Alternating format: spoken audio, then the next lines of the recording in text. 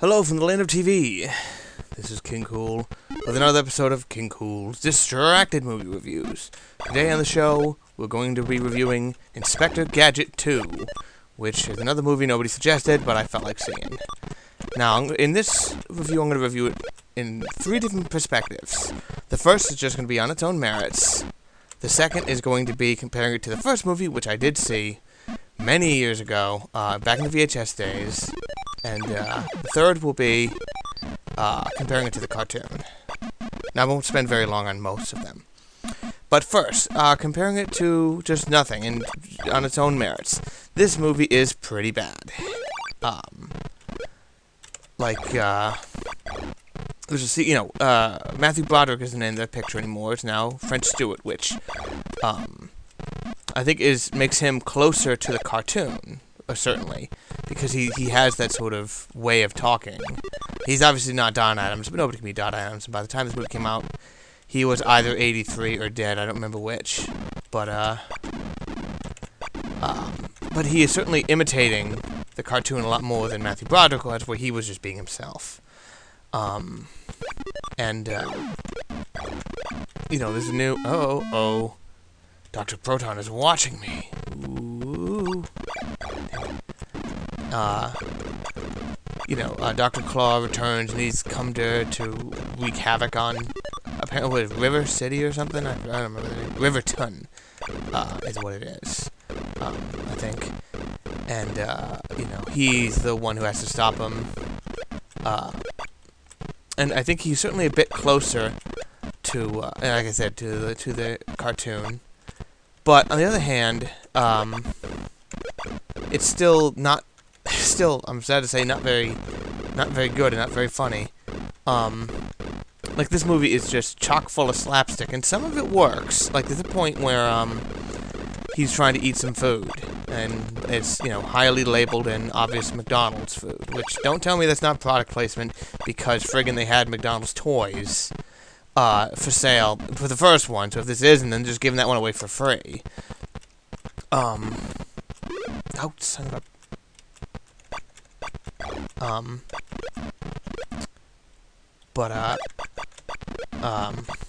on, die.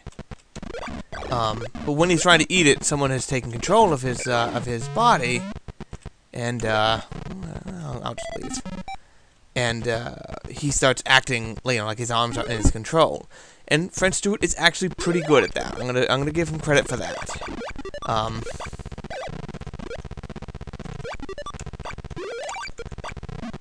But, the problem is there's a lot more of the slapstick is just so lame. Like, he has to make pudding, and so the thing extends out of his head and is blending up the pudding, but when it goes out of control, it throws lots more pudding than was in that bowl, all over the place. And it's like, this is sort of dumb. And yeah, we would say it's a kid's movie, whatever. It's like, okay, this is not as bad as it gets. There are plenty of kids' movies I can think of that are... I don't want to use the transporter. Yes, I do. Blue.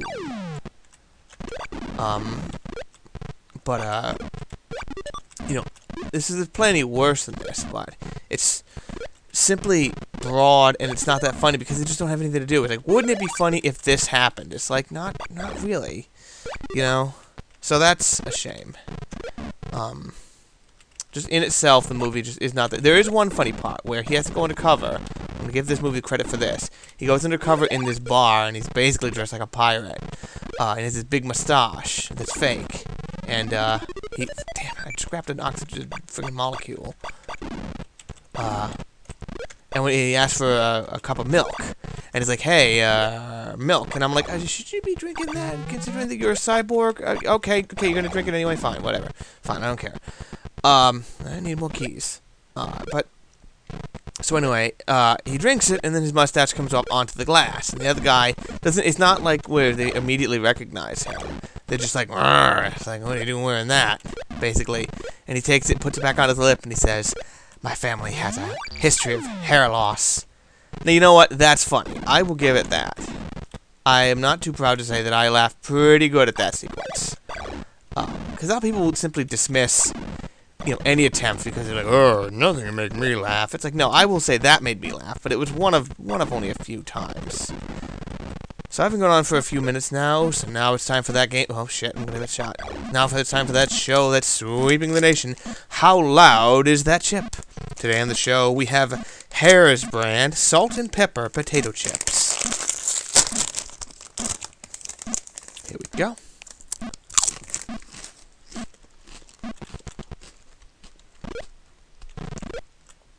They taste kind of funny. But funny in a good way.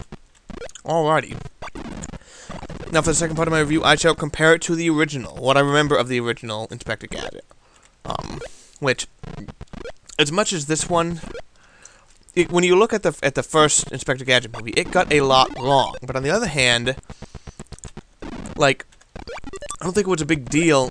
I gotta get in there somehow. Well, I don't think it was a big deal because when it got something wrong, it was doing it for some other reason. It's like, okay, people were, mad that they were showing Claw's face. It's like, okay, that's fine, but at least Claw had a personality. Like, in this one, he's just a gangster. Like, they don't show his face, but basically, it's not because he's always, like, hiding behind a television screen like he is in the cartoon. It's just because he is being shot funny and has this big giant hat, like it's this frilly Easter bonnet that he hides behind. It's like, this is dumb. It's like he doesn't have a personality.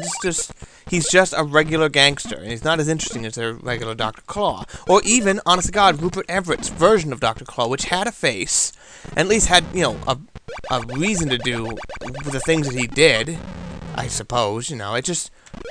He was more interesting. I wonder what happened to Rupert Everett. I heard he was bitter about not getting accepted by Hollywood for being gay or whatever, but this was like a few years ago I heard about that. But I think it just might be that his career didn't go the way he hoped or whatever, but... And no fault to Inspector Gadget. I think that was his first mainstream... Not mainstream, I don't want to say, but first expensive film. Is that all the keys I need? I think it is. So, it's like, yeah, he's a bore. If you're gonna change something, it should at least be changed to make it interesting. To have the main antagonist be... Damn it. To be a guy who spends the entire movie with his, behind a chair... It's like, that's what people do anyway. Like I think they did that in Undercover Brother. Oh, boy. Yeah, you guys blow up. But... the first one was not great, and this one has much less product placement in it than the first one, which had product placement from Skittles and probably Amazon.com and eBay and whatever the hell else, I don't know. There's the Ow! I need a purple key, apparently. Alright, so yeah, I don't know if I could tell you which one is better or worse, but... they're both not very good. This one is more colorful, but cheaper. Like, the special effects, I have to think that they were better in the first one, but I don't honestly remember that well. These ones just look really cheap. Which is fine. I mean, you're working on a certain budget, whatever. Maybe it's supposed to look more cartoony. It doesn't, it just looks cheap. So anyway... It's now time for a new segment. Not a new segment, I've done it before, but that other segment called... The fuck? This movie comes with... This is a DVD. Comes with two commentary tracks. One with French Stewart and the lady who plays the lady, Inspector Gadget, and the director. And then another one with just the director. The fuck? You know what's even sillier is that I probably would sit and watch them if it wouldn't mean just giving 3 more hours of my life to this. I would probably watch them, but I just wanted to get this out of the way, and I wanted to send my disc out and get it set. Alright. Now finally, compared to the cartoon, I think there's a problem that both the movies do wrong that is completely antithetical to what made Inspector Gadget great. Which is the problem is that Inspector Gadget, his whole thing is that he is incompetent. But it's not that he's incompetent and he messes things up. He's incompetent and through sheer force of will somehow is able to still, you know, somehow capture the bad guys, whether it be with the unknown assistance of his niece, or if it's, you know, just through darned, sheer bloody-minded bravado. He continues to somehow get the bad guys. But, I guess I can't go. Whoa! There we go. So, you know, to have it that he is simply incompetent in the sense of he's just going to do the wrong thing is not really what these movies should be about. They should be about a guy who, through incredible luck, gets, you know, is able to get his man, you know. But these movies are just about a guy who is really, really dumb. And, you know, messes everything up. In fact, at one point in this movie, I wish they'd gotten to this more, because I think this is really interesting, probably one of the few interesting things in it. He gets a letter, an anonymous letter with cutout lettering. Yes. And it says, hey, Gadget, if you want to stop Dr. Claw, you should go to this symposium, the science thing. And it's like, and Penny's like, this is a trap. And he's like, well, maybe I should still go anyway. What the heck? But the fact is, it's like, yeah, it was sent by Dr. Claw because they wanted him there, because they wanted him to be there. They wanted to take control of him with the little diode thing I talked about before, so that he would mess up the proceedings. It's like, you know, the idea that Dr. Claw is aware that he messes everything up and can cause trouble, and is going to use it to his advantage. He's actually going to provoke his nemesis into appearing at the place where he wants a thing. That's interesting. I wish that they had expanded on that, but they don't, because this is a stupid movie. I just cannot bring myself to recommend this, I'm afraid. It has a couple of good parts, but there's no movie that is almost no movie, I think, that's so bad that does not benefit from being watched. But that's it from me. If you have a movie to suggest, feel free to suggest it. I take everything into consideration. You know, I'll listen. I'm just me. It's not like a big company here. Anyway, this is King Kool. Drive home safe.